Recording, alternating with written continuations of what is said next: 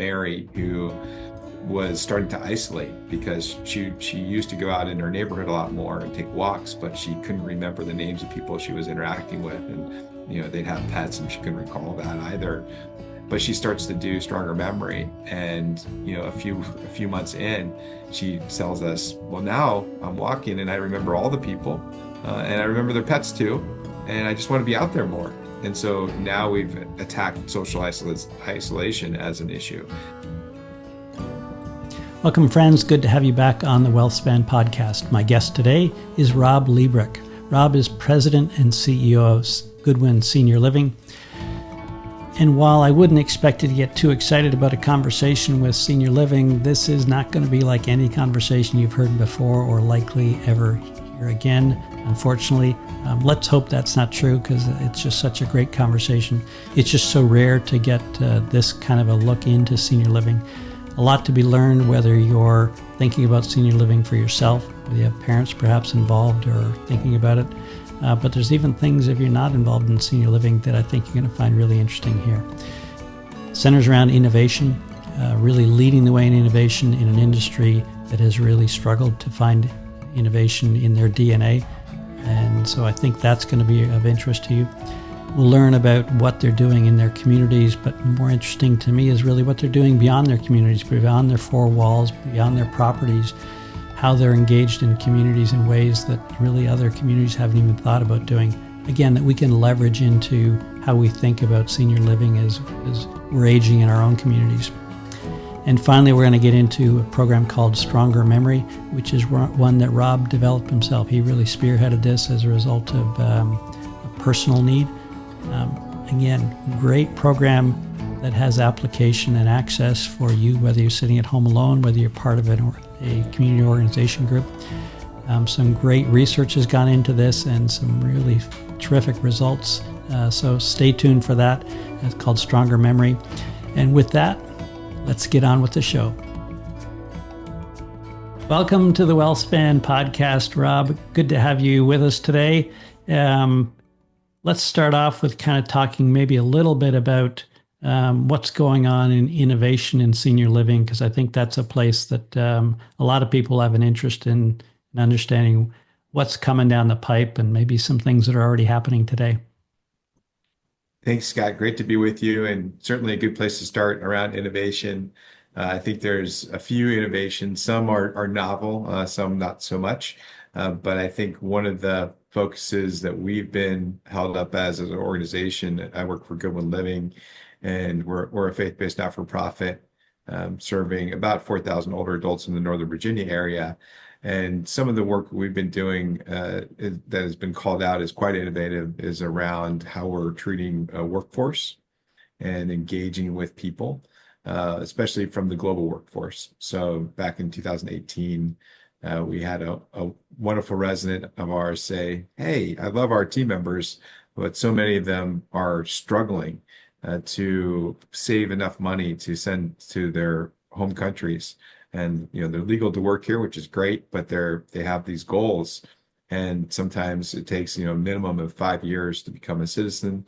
And so how do we help them get on that path and pay for things?" And that's been quite an innovative journey for us as an organization to accept that we could do more for our team members. And so we created a pathway to pay for citizenship tests, which is about $750 today, and then wrap around that with a resident tutor so that every person of our team who wants to become a U.S. citizen gets to have someone help them actually achieve success on the test, not just have it paid for.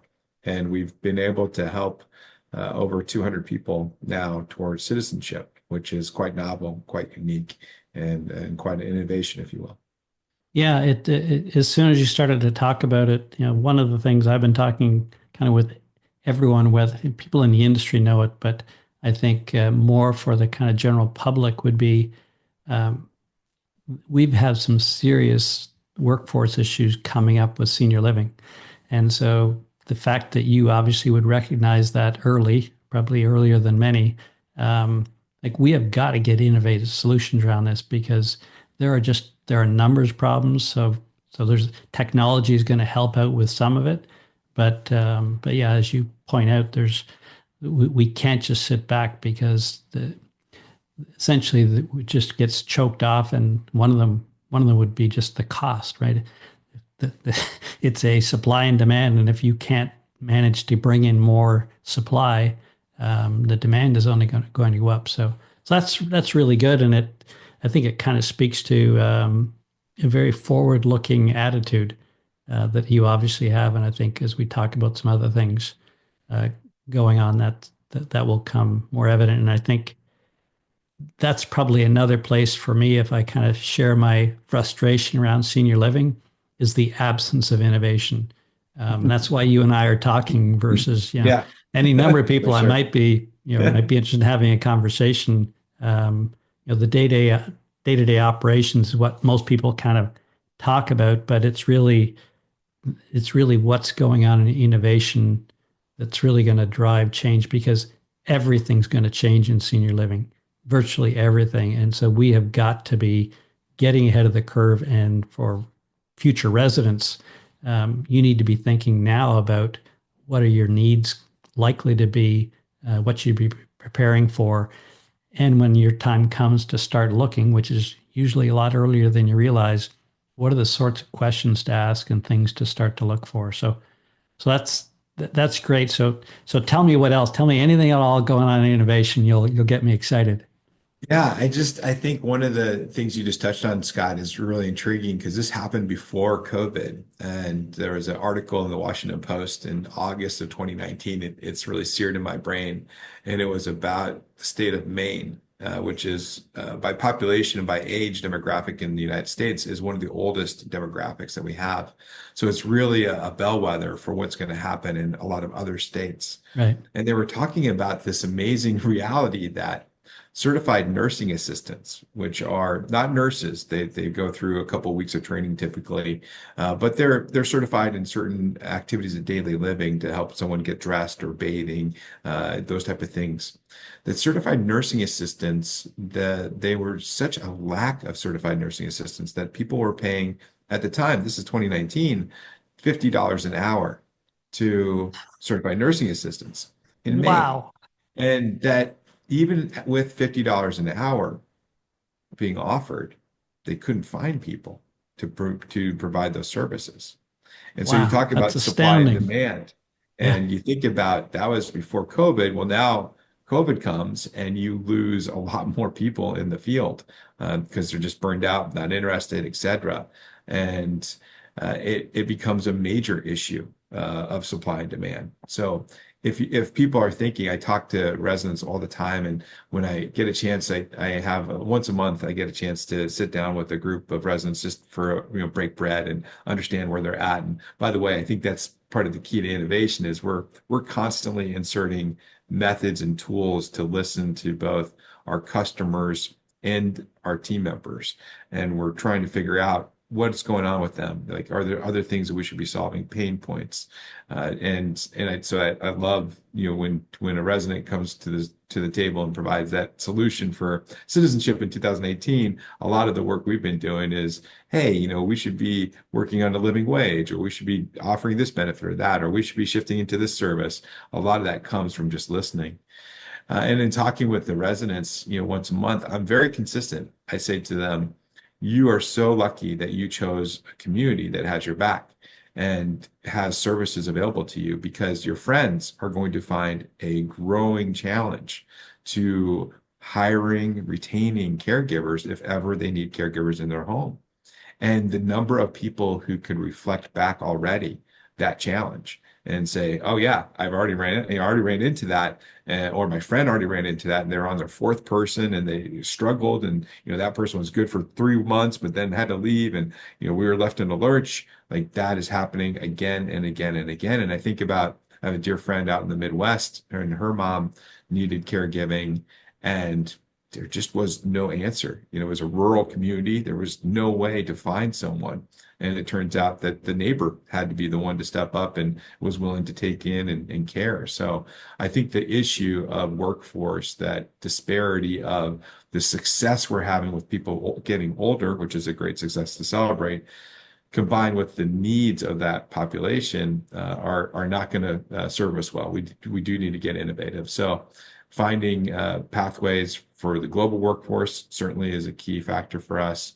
I would say you referenced technology. We're for the first time, we have robots in the dining room for us, being able to help with taking, used plates and dishes away, so that we can keep our team members more focused and decrease injuries, but also, make sure that we have enough hands to provide service. People often think about our field as a nursing field, and it's much more comprehensive than that.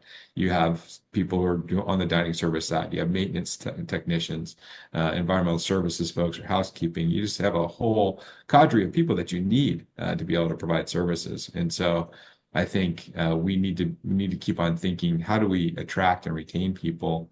One of the other elements of innovation, I think that a couple that we're working on is around technology. Again, we're really seeing the utilization of artificial intelligence, or AI, in helping us be more compliant with the work we do. A lot of the work we do is very regulated, and it takes a lot of hours of nurses and doctors and team members, administrators to make sure we're meeting those regulations. So where we can overlay artificial intelligence and make that process much more efficient, that's a huge win for us and all the practitioners that have a heart for the work we do, but get bogged down by the paperwork side of things. So we're really investing more and more on that side. We're investing resources into attracting the younger population. I think one of the mistakes we make as a field is we wait to tell people about what we do and the great work we do.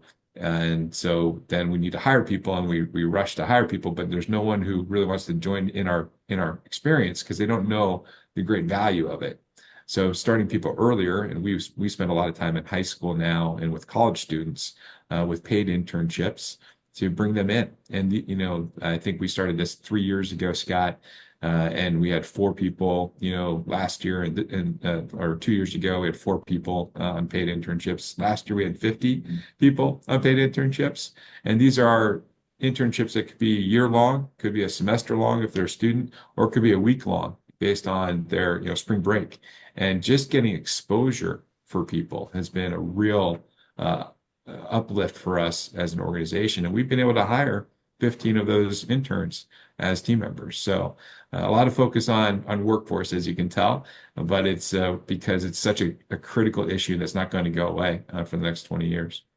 Yeah, the just to kind of circle back and just to underline in case it wasn't apparent, the workforce issues that Rob, that you're acknowledging really have very little to do with the pandemic. The pandemic was kind of its own event. This was happening long before the pandemic came along, but that was kind of what raised it up for people's minds. So if you think it's going away, it's not. It's only going to get more and more challenging just based on the numbers, right? Yeah, it's just exciting because for me to talk to you because again, I just have so many frustrations with the absence of innovation. And it's true. You can kind of look at any industry, and you can see companies that are essentially consumed in just running the day-to-day operations, right? So your communities, there's a lot of day-to-day operations that consumes attention, and if you're not doing that very well, you just don't have any bandwidth to give to innovation.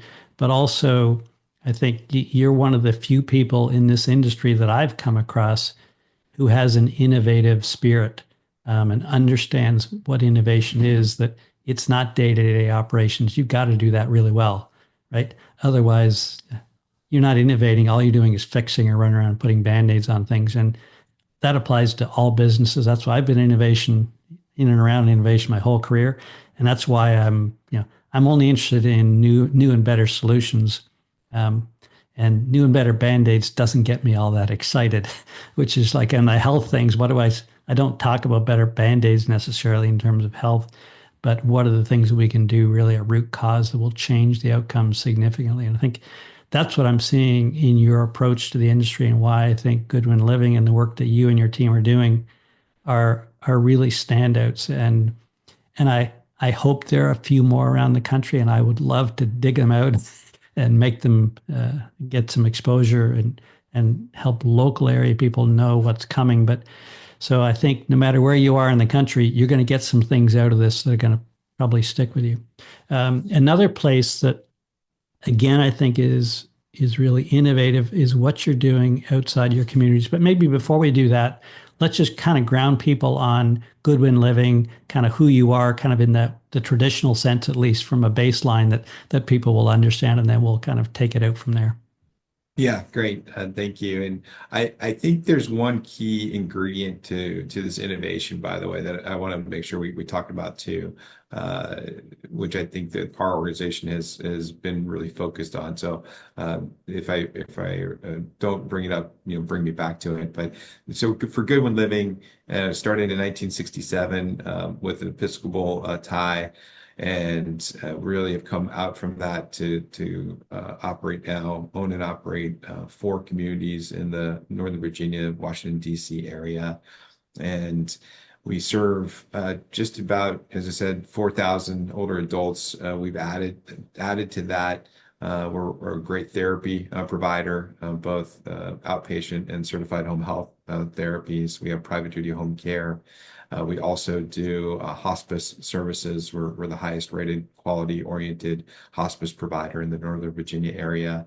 And and then we have an at-home program for folks that want to have care navigation or support from our organization, but don't necessarily want to move to a community setting, which the vast majority of people would prefer to stay in place and not make a physical move if they can.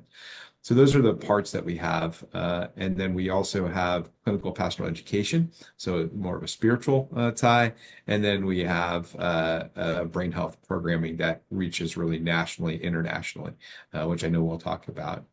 And as an organization, we are what I describe Goodwin Living as is mission-driven, faith-based oriented, really solid financially, which is important because it's hard to make pivots or changes or innovations when you're fighting the fire every day. And so grateful to my predecessor, Kathy Anderson, who really put in place the strength and the tools to get there. And then really has had this thread of innovation that's been woven in through the years. This idea that we talk about excellence in all that we do, and that really asks the question like, well, what does excellence look like, and how should we be doing it differently? And so, as an organization, we started out as a housing provider in 1967 and added another community in 1987. But in 1998, we started to really do more innovative things like hospice services, which was not normal at the time, and private duty home care services. And then, we added this at-home program about 10 years ago now. And so that was very innovative first in our market area. We decided we wanted to do a non-traditional skilled nursing renovation to one of our communities, our first community. So we did what we call small house model, or sometimes is known as a greenhouse model. And so we did that, very different small neighborhoods where you have more intimate engagement. And so this thread has been throughout the organization's history. And another key component, this is what I was referencing earlier, and that I think is critical, is that instead of waiting to build resources or people or positions that could focus more broadly on strategy, and to the point where you say, oh, today I want to focus on this and now we'll invest. We were investing in positions like that years before we needed them.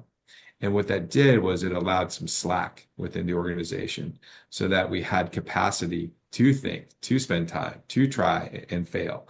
And that, I think, has helped certainly support this environment of innovation that we're thriving in right now and trying to think through things. And we're still with that same mentality that we want to try to hire in advance and create some slack, create a little bit of space between the daily regiment and sort of that what's the future going to look like, so that we can go around and have conversations with people and engage. And that intentionality has really helped us as an organization. Yeah, I'm going to get tired of saying it, but this is how refreshing it is to hear the conversation with someone who understands innovation.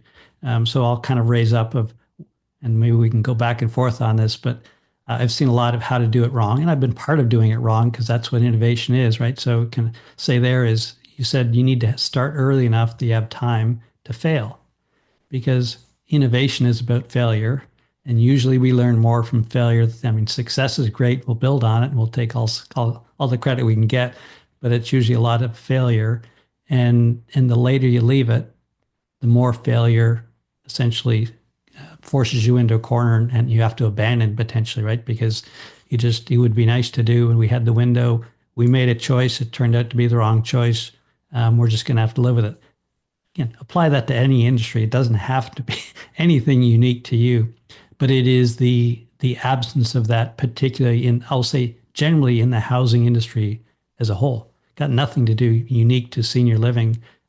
This is probably my biggest beef with housing in North America.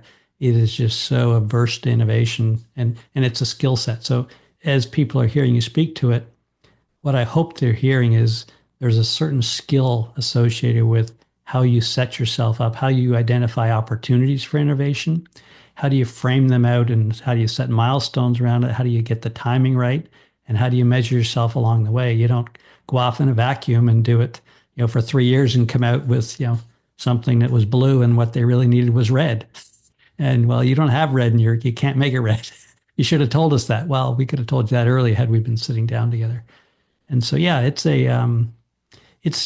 great, and I hope the work that you're doing, more people are going to see this because it's and it is so much about opportunity meeting demand, and right, and as a society, the demand we've got to get a lot better at meeting the demand around these issues with senior living.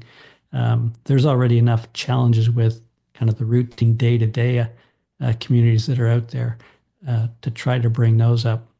And the other, maybe I'll just kind of circle back on a highlight for people to understand is the regulatory environment. Maybe you can kind of, on a high level, kind of give us some insights into what's happened kind of with a regulatory view over the years or over the decades, where it is today versus where it was in the early days. You said I know you weren't around then when it started in 1967, I think you said when Goodwin started, right? What that means to us for future residents and why costs are what they are, like regulations have a huge part to play in that, right?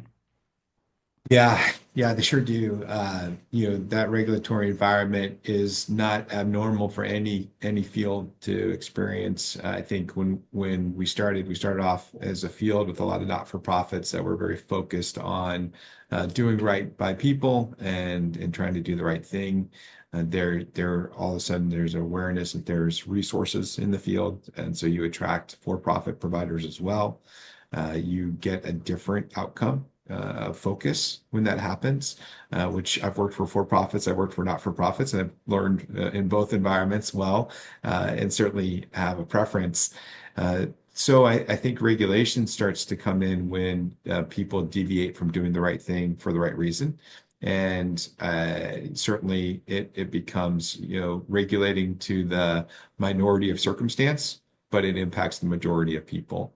And so that becomes challenging. If you want to do right by your residents and allow them to, eat what they want and go and travel where they want and all these things, well, that's great. But there's been instances where people have been hurt by eating certain things. So gosh, you're going to get regulated on that.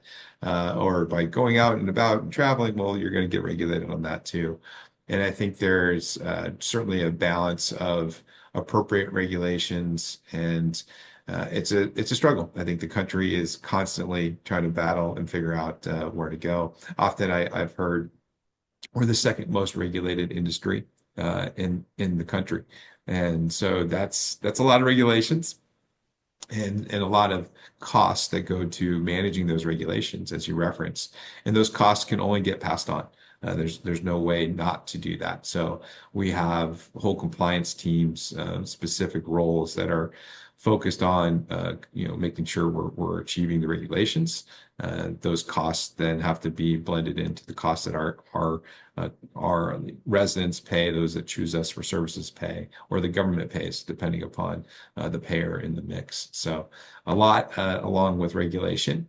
And I think one of my regulations that I'm thinking through right now that I struggle with, and it's not sort of a local issue because some places are okay with it, some are not.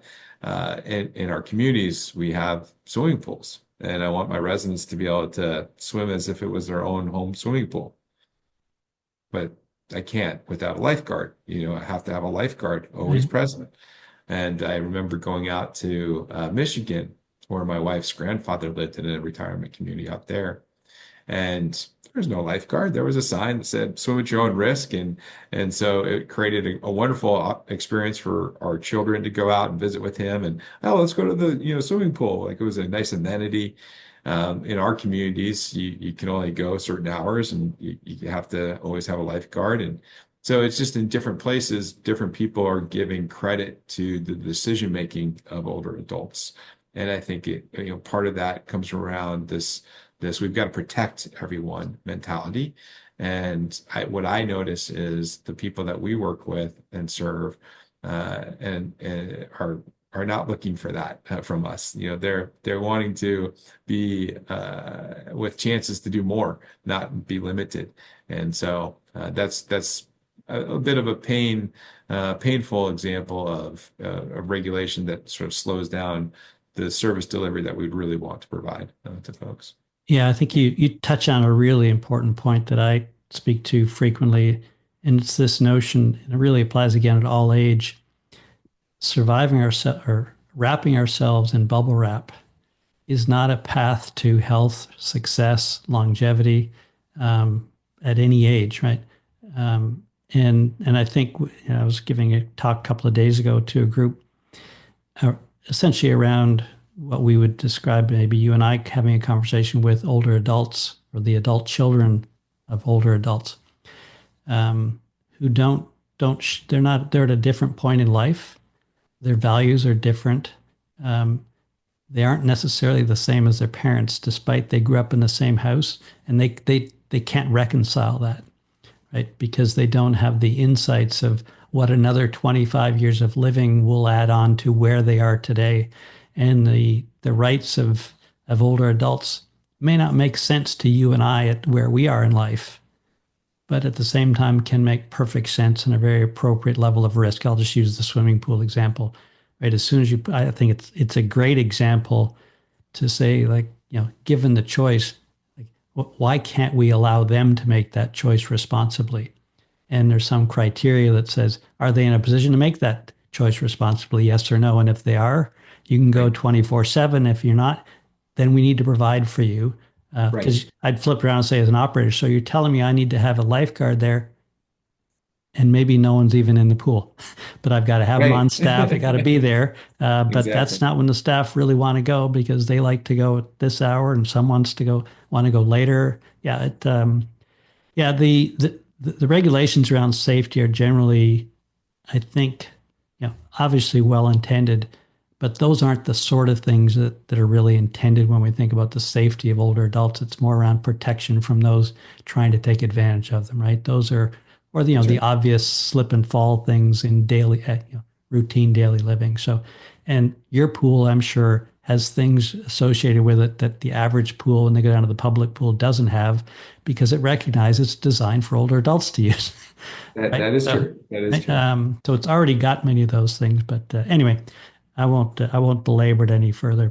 Maybe I think another good place to lean into a little bit is around aging in place. And so I ran into this with as I ran or was president of the National Aging in Place Council for a few years, and people associate aging in place as kind of this pigeonhole you into the corner of your house.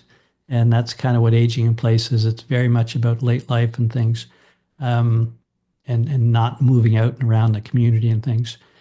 So I think what you're doing, and you can talk about your program more specifically, but in terms of the outreach that you have, and essentially it speaks to how you approach to care and opportunities for seniors that you're providing. So maybe I don't know of any other senior living community organization that's really operating an aging in place service. So tell us about that because that's not going to be something people would expect to be hearing from you. Yeah, certainly. Colleen, who is with us probably 12 years ago now, 13 years ago, she was in charge of marketing for our organization. And I think she understood that there were more people that wanted to stay in their homes than wanted to move to our communities. And we don't have, at the end of the day, we don't have an exhaustive number of apartments for people to move to anyway. So it makes more sense if we're going to come around older adults, which is our mission, which is to support, honor, and uplift the lives of older adults and the people who care for them. Then we're going to need to be thoughtful about, well, what if people don't want to move? What is it? What are the services? What are the needs of folks in that situation? And for us, as a local provider, we understood that care coordination was a big deal and care givers was a big deal.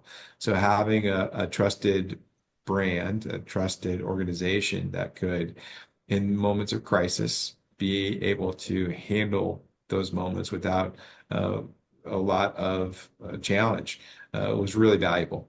And we created our Goodwin Living at Home program.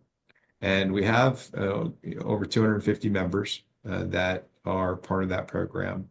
And most of them are living in their own homes that they've lived in for a number of years. And what they get with us is they pay an entrance fee to join that program, and then a modest monthly fee. And it gains them access to a care coordinator, someone who's going to be available for them 24 hours.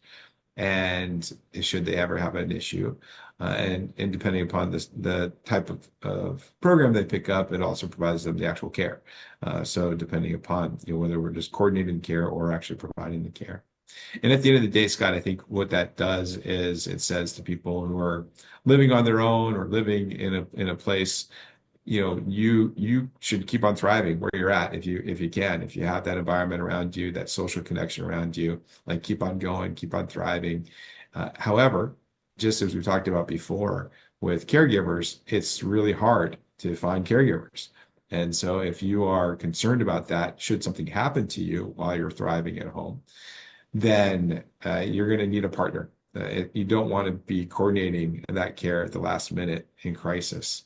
And that's the value, the blessing that this program provides to so many is that peace of mind that, okay, Goodwin Living has my back. And that's really valuable to folks. Yeah, I think the magic word there was partnering. Right? That's really what this is about, and partnering before the crisis comes. Yes. Yeah.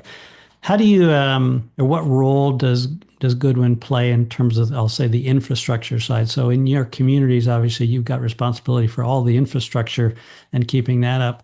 So I'm thinking of many examples of aging in place for people. Some would be in an apartment building where there's essentially all the infrastructure is taken care of there, or maybe they're in a townhome that have somebody can come in, and then the other might be they're in a single family home where it's the son-in-law or whoever is providing, and the neighbors are providing certain things. How do you manage that piece around, or kind of where do you draw the line in terms of the type of services you get involved in? Yeah, we've tried different things at different times, but we're very fortunate. We have a group of really talented occupational therapists that are on staff. And so at different times, we've had those therapists go out and visit with our members of that at-home program just to validate how they're set up for success and made recommendations. And then sometimes have found the providers of those handy person services to go along and make changes, those type of things. One of the most recent examples, we're just working with a whole apartment complex in Alexandria, city of Alexandria, helping them to install nightlights, motion censored nightlights that are pathway nightlights from bedroom to bathroom. Because oftentimes people, when they have falls, it's in the middle of the night when people are trying to get from bedroom to bathroom.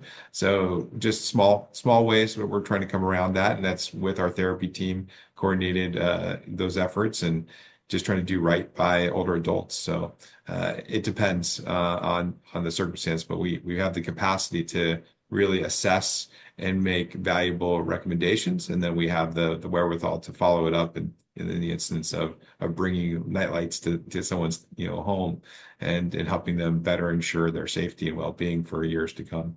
Right. And I think what would come with that is a set of trained eyes. Yes. Right. Yes. Yes. I deal with that all the time, like in terms of whenever I get an opportunity to speak to adults, like they just don't have, there's no reason why they should know, right? Because they're not working in that space, whereas Right. your people are obviously in it in multiple spaces every day and see the difference fairly quickly between right and wrong. And I think that's what I see people who try to do it on their own. This, Right. this word independence, I think, is really overused. Yeah. And as a result, they just are blind to the opportunities that they could have if they just had some trained eyes that just wander through with them to see things and point things out to them and explain why these things are important. Right? You're right on, and I think, even for us as an organization, we had a tendency to be really inward focused, and only in the last, so many years have we really realized that through partnerships, through engagement with others, that we can make a bigger, broader impact while we look outward to the community. So I think it's very similar when you don't have the openness to bringing people in, because a lot of people are just, well, I know what I'm doing and I don't need to bring anyone to the table, any experts in. Or if you think that you have all the answers, those are two really dangerous thinking approaches, because it limits your knowledge base and it probably limits your ability to thrive even more. Certainly, that's what we've found. Yeah. The other point you raised up, I'll kind of weave into one of my priorities is to try to see what I can do to help move forward on opportunities for what we'll call the middle class or the middle market for senior living, which I gather that would probably where you would describe where you guys are at. Is that fair to say? We have a really wide range of services and supports, and so it depends on, we have people who are on Medicaid utilizing our services, all the way to people who came to us and provided over $1 million for an entrance fee to one of our communities, and we have a lot of in between. So it's a wide range that we Yeah, support. that's amazing. So as you were talking there, I realized so one of the things that you understand, which I think we'll say there's in senior living, there's mainly the two extremes, right?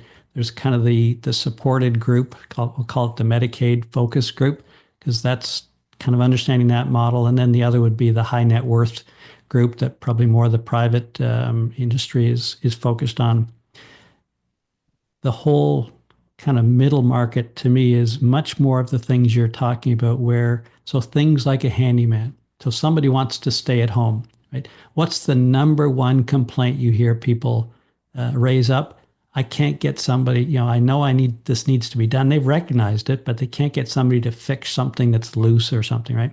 Right. And a lot of it is because you are a one and done customer, small That's thing. correct. And so if I'm the handyman running a business, yes, it may only take me 5 minutes to to go back to my truck and get the screwdriver to tighten that, but I have to charge you $200, right? And so, well, they came in and ripped us off. They charged my mother $200. Well, they don't really understand what was involved in figuring out, what the problem was, getting somebody over there, and moving them on. It's to keep trucks on the road and keep people paid is really difficult. So I've always kind of advised clients who are trying to age in place to say, get a project list, get many things together, get enough work. So that's going to be of interest to a contractor to come and do it. So in essence, what you're doing is the same thing. You're saying, we have multiple clients. We'll keep you busy.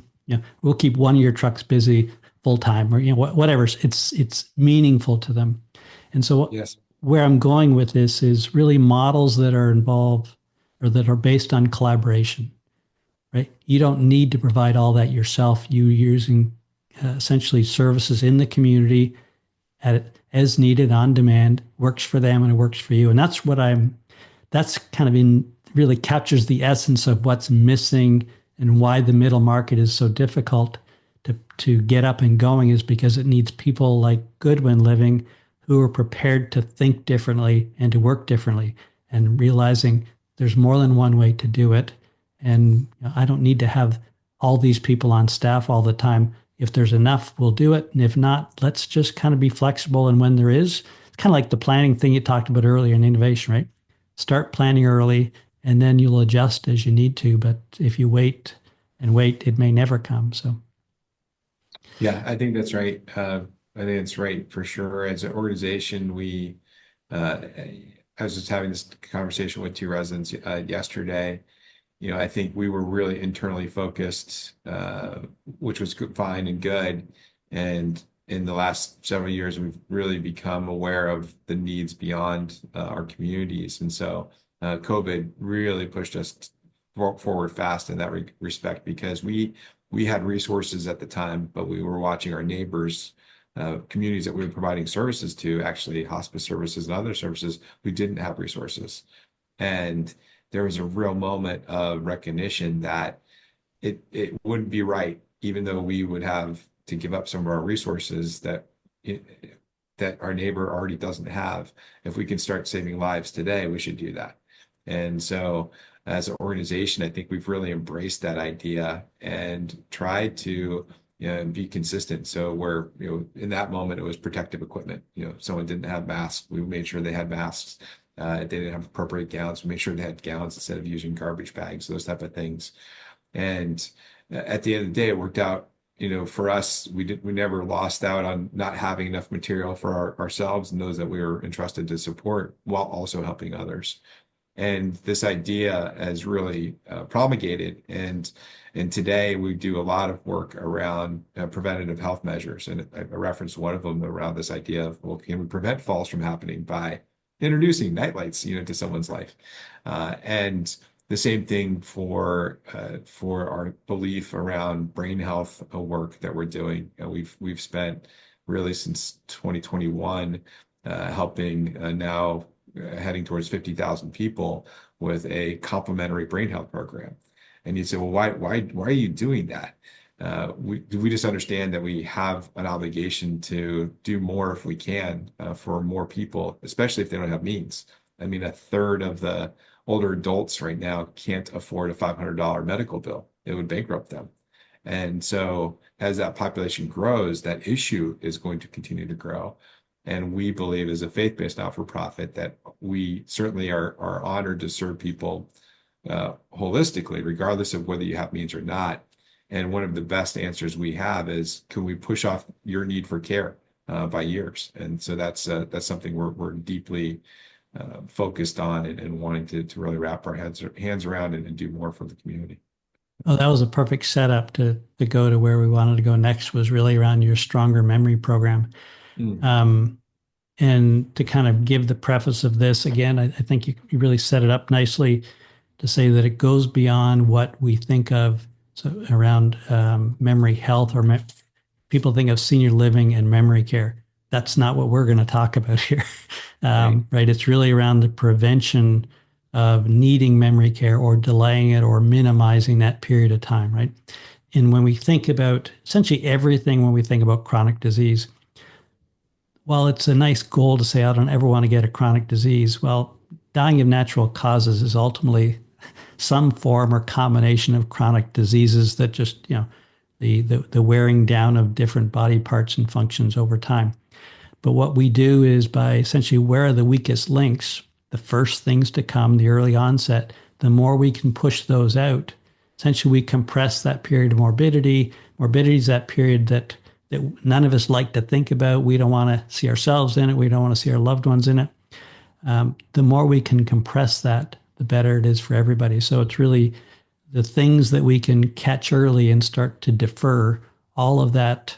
The later we defer everything, and it's the old, I felt good, I went out and had a great game of tennis or great game of golf, and then at age 103 and went to bed and passed it away. And I was thinking the story of just the other day. I wish I got to go look it up. Woman, I think she was 100 and went skydiving. She, yeah, that's actually, she did it, I think, at 100 and then again at 103 and died like the next overnight, the Yeah, following that. yeah, And I I was saying saw that's this. kind of the ultimate story. And that's what we're talking about this with this in terms of deferring things. And so prevention is really, kind of for me where I spend my time. It's really around prevention, that how do we defer things? So the fact that you're doing this in around prevention, and which is really protecting or preserving cognitive health. So maybe can you tell me the story of how did you even get into this in the first place? Because again, is anyone else doing this around the country in terms of leading it? Not that I know of. I know you've helped others, but we'll get to that. But where to kind of take us back to the nucleus or of how this all started? Yeah, yeah, I think well, I've been in the field of serving older adults for 23 years now. Before that, I had my Aunt Lil that was down in California. Would go visit her, and every time we'd go visit her, we'd take her out for Chinese food. It was sort of a tradition of ours. And she would eat and eat and eat and eat. And we thought, oh, we're doing such a great job. She's so hungry and she's just eating so much. And, what a good gift this was. And then fast forward a few years later and realizing she just wasn't remembering that she was eating in that moment. And so she had some real cognitive challenges. And then, that has always stuck in my head about the lack of awareness I had as a youth. But now it's 2011, and I've been in the field at that time for 9 years. And my mom started to show she was in her late 60s, and she started to be forgetful and starting to repeat conversations. And she started to get lost in familiar places while she was driving. And that's super scary. And so she was diagnosed with mild cognitive impairment, which is often a precursor to full-on dementia. And there's no cures for dementia. So with that, I thought, oh, I'm 9 years into this service to older adults in this field. I don't have any better tools to help my mom than the next person. And fortunately, I went to a conference and they talked about work that was being done in Japan in nursing homes, where residents with cognitive challenges were reading out loud, writing by hand, and doing numeracy work. And that was showing a really impactful way that instead of having this persistent decline of cognition, people were starting to plateau and in some cases improve in their cognition. I thought, oh, you talk about pushing off the decline. Like this could be a moment. And I'm married to a woman who is in public health, and she always thinks through like how can you solve things upstream before you have to deal with things downstream? Can you prevent the issue in the first place? And I thought with my mom, maybe we've got something here. Like this is working with nursing home residents who have end stage dementia. That's not where you're at. But I wonder if we introduce reading out loud and writing by hand and doing math problems, simple math problems quickly, if that could give any kind of benefit to you. And amazingly, Rob, can I yeah, just yeah, interject for a moment or interrupt? And just to kind of back up a little bit, you and I are comfortable around talking about dementia, the stages of progression. Can you yeah, maybe just kind of back, because I think you touched on kind of in the nursing homes versus MCI, just to kind of give people the lay of the land so we kind of get a sense of sure, where your mom sure. was at this point relative to the spectrum. Yeah, so mild cognitive impairment, you're still able to actively engage in lifestyle. You're probably capable of driving from place to place, getting around, interacting with folks, but you're starting to have these elements where people are like, "Oh, is everything okay? Like, what's going on?" But you're still able to manage on your own. And then as that progresses, maybe your decision making really gets impaired, or maybe your ability to make executive decisions gets impaired, or maybe your ability to drive gets impaired, and so you start to limit your activities to the point where sometimes you have physical challenges where your body you're not remembering how to get dressed, so now you need more help, more support. So that's more in the advanced stages of dementia, mid stages of dementia, and if you get to the end of that journey, when it references end stage, you're really needing full care. You can't really manage decisions, or you've forgotten how to eat. So that's what we're talking about. And I should also say there's I've seen research with over 200 types of dementias out there. There's lots of different variations of how the brain is declining cognitively, which is not a normal part of aging, which I think is something that people often think, well, that's just normal, but it's not when it starts to impede your daily living. Right. So And then just to take it one step further, while initially what you're talking about there is all the cognitive functions, eventually that starts to spill over into physical functions, into organ functions. People ask me, well, how do you die of Alzheimer's? It's just kind of loss of memory and things. No, it actually ends up distributing out into the whole body in terms of, because that's essentially where all the decisions get made yeah, autonomously for all the organ functions that, how does your heart know to beat about every second when you're sitting there? Well, your brain's taking care of that. And all these functions start to fail. So, okay. So thank yeah, you. Sorry for the venture out, but it's yeah. just a No, great no, opportunity it's to educate around dementia. yeah, really important. And so, what I was hoping would happen with my mom was that she wouldn't travel down that Right. journey Right. and that path of these symptoms becoming more of reality, and that she could retain her independence.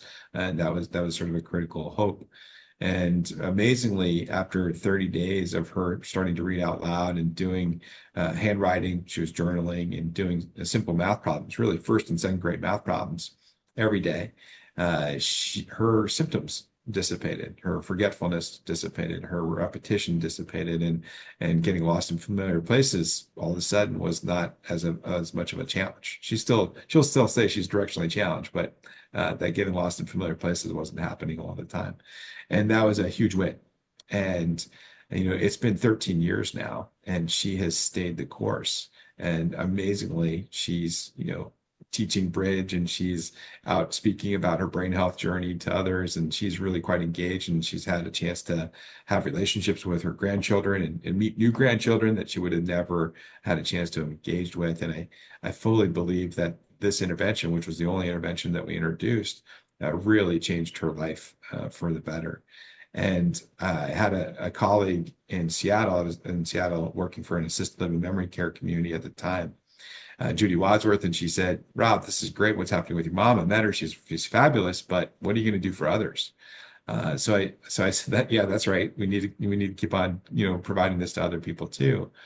And took a year with a lady who was finalizing her occupational therapy licensure, her doctorate, and also had been a teacher, Helen Halpern, and she helped create this curriculum for a year, and we rolled it out to assisted living and memory care residents. And just like with my mom, within 30 days, and actually sometimes within as quick as 2 weeks, people's brain was starting to shift. People who hadn't remembered their loved ones for years, their names, were starting to recall their names. People were eating better, sleeping better. And it was amazing. There was no other interventions that we were doing. There's no other side effects to this because there's no drugs involved. And thought we're really onto something. So fast forward to 2019, we revamped the entire curriculum around that. We named it Stronger Memory, and we rolled it out to a group of residents in January of 2020 at Goodwin House, and where I work now in Northern Virginia. And again, saw the same thing. 25 residents, who, when they stayed on the program and did it consistently every day, saw a great improvement in their cognitive health, and said, "Great, we're really on to something now." Had George Mason University come in and start to review the research we did, because we did pre-testing and post-testing with our residents in a cohort when we did a pilot program. They went out and found another 100 plus people to do pre-testing and post-testing with, and rolling out the program. And what we have is a simple program that's accessible to everyone and anyone, that has a statistical improvement of cognitive health once you do it.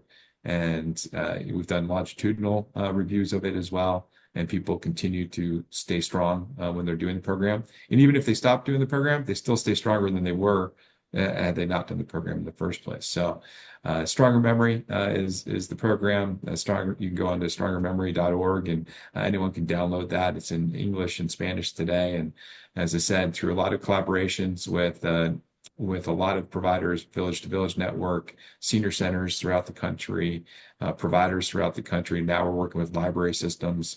and now we're working with practitioners that are actually prescribing stronger memory as a tool for people.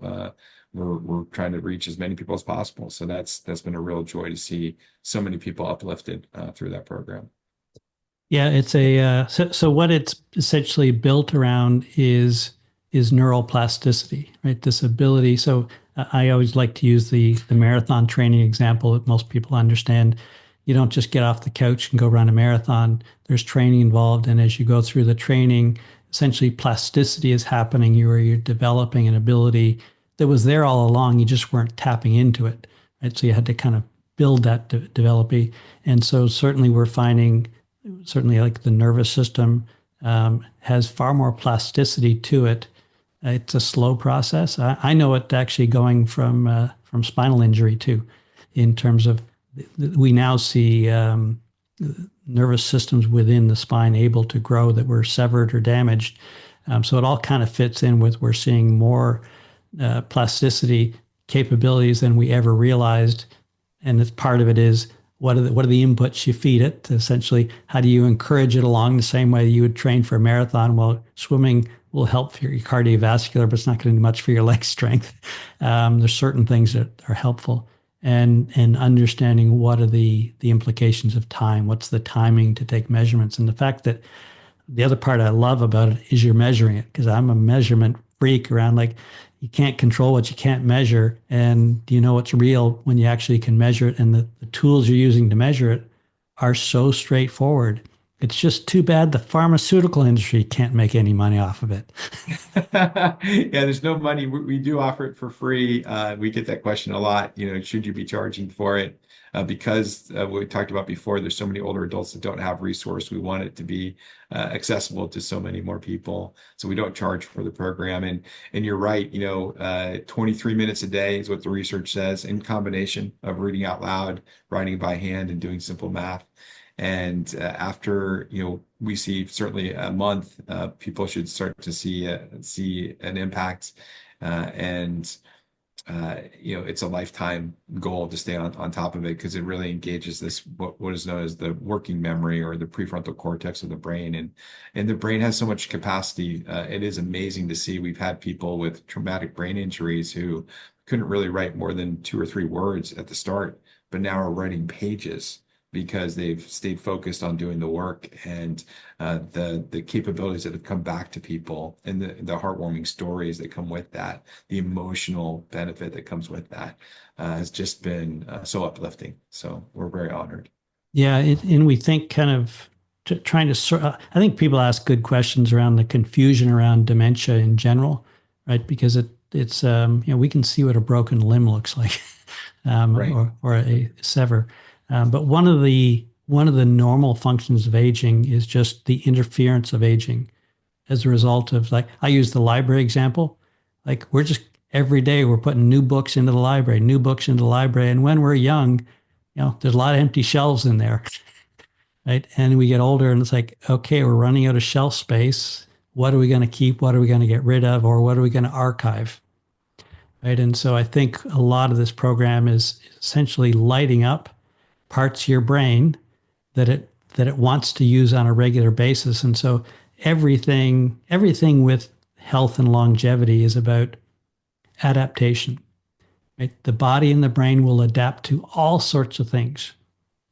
That goes good and it goes bad. It'll adapt to sitting watching reruns of All in the Family all day long, and Yes. finding where the pack of cigarettes are, if that's what you're asking it to adapt to. Similarly, these sort of things are surprising once, because they're normal things that we wouldn't even be aware that we were not doing anymore. Like the math problems is a great example. It's a great example. Yeah. And in simple math, like, as I said, first grade, second grade math. So it's not something you naturally gravitate to doing daily. But when people do it, wow, focus improves so dramatically. And I was thinking about this. We had a at-home member, Mary, who was starting to isolate because she used to go out in her neighborhood a lot more and take walks, but she couldn't remember the names of people she was interacting with. And they'd have pets and she couldn't recall that either.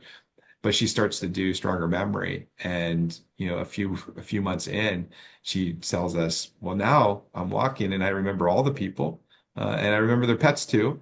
And I just want to be out there more. And so now we've attacked social isolation as an issue, because now you're feeling more confident and comfortable to get out there. So there's a lot to it, but to do it is the key. It's the habit of getting back and doing these simple things that all of us used to do on a regular basis, whether it was school forcing us or otherwise. But really great opportunity for people who may not have hope to find hope and carry it forward.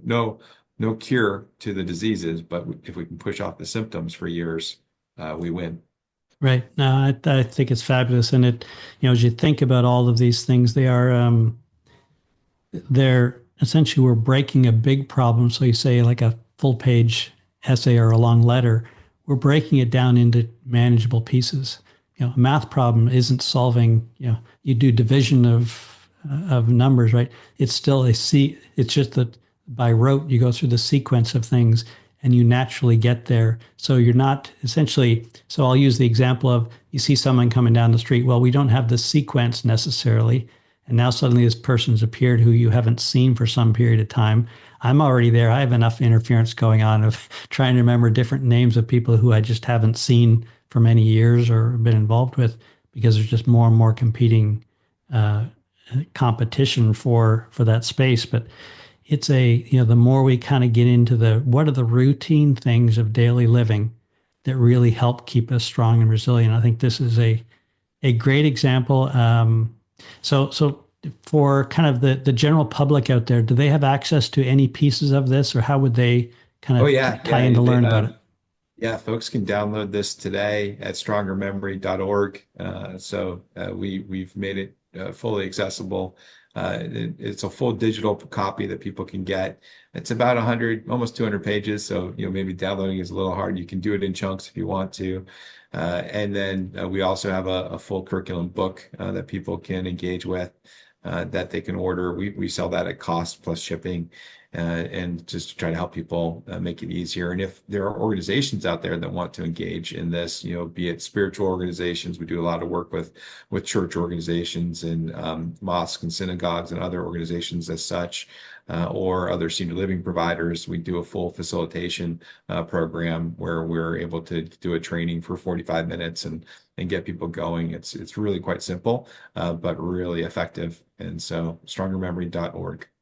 Yeah, well, this has been an exciting conversation. I was looking forward to it. I know you gave me enough kind of teasers when we talked a couple of weeks ago. What I hope comes out of this is some good things around stronger memory, that more people get aware of it. And I really hope it helps kind of bend the curve a little bit on senior living as some new opportunities to think about. I could sure see ways to keep you busy out there, somehow wielding a bigger stick, because if you don't have enough to do already. But I want to thanks for taking time to spend with us today, Rob. It's exciting to me to see this is coming. I don't know, how do we put our foot on the gas pedal and essentially try to mimic or replicate your model in as many places as we can? Because I think, again, on the innovation piece, you've already been through a bunch. So now we could take a lot of what you've done, we could lift and place many places in the country, right? That's the hope. And if people want to go to goodwinliving.org, they'll find our playbook on citizenship. So if they wanted to create their own program for helping people become U.S. citizens, they can do that. They can obviously get to our Stronger Memory program there as well. And then they would also be able to see soon our internship program. Wherever we can, we try to put a playbook out there for others to replicate and make better than we've done. We've learned a lot from others who've continued on from the work that we've done. So that's through collaboration, I think we'll be able to put our foot on the gas. And I don't suspect you're standing still where you are. I suspect there's many more things to come. So maybe we can plan to check in on the next project and get an update on things. So thank you so much, Rob. Best of luck. Thanks for all this great work, and thanks for sharing it with us. Appreciate you, Scott. Thanks so much. Hope you enjoyed the show. Great to have you along with us.